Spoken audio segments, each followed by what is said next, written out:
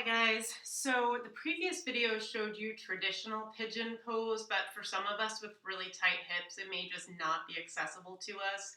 This is another version of pigeon that you do on your back. It has the same effects, it targets the same muscle groups, largely your hips, you're just doing it on your back. So let's get into it. So again, we are going to start on our back, so lay down.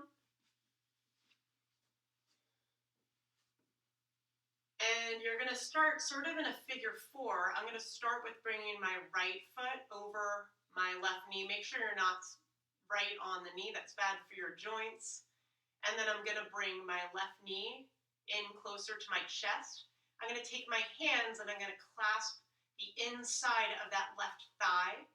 And then from there, it's hard to see that I'm really doing anything per se. But what I'm doing here is I'm really pulling fairly hard here on that left thigh. And then my right foot, or my right knee rather, is pushing forward. Okay, so you're actually really doing a lot of work here, even if it doesn't look like it. If you like, you can actually extend that left leg high, keeping that foot flexed.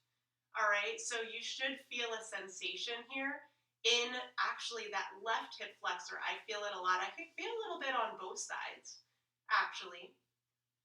All right, again, like always, I like to hold each pose for about 30 seconds, really breathing deeply. In through your nose, out through your nose is ideal, unless you're all stuffed up. And same goes whenever you're doing a pose that involves doing one thing on one side, obviously you want to do the other side. So same stuff. This time my left foot is on top of my right knee. Taking my hands, I'm grabbing the inside of my right thigh. I am sort of pushing that right knee forward, but not physically with my hand, right? I'm just pushing it by using that knee. And then I'm using my hands to pull that right quad closer to my chest. I actually feel a little sensation in my quads here too.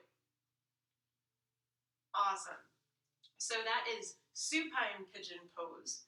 Just called supine because you're doing it on your back. Stretches your hips, a little bit of quads too.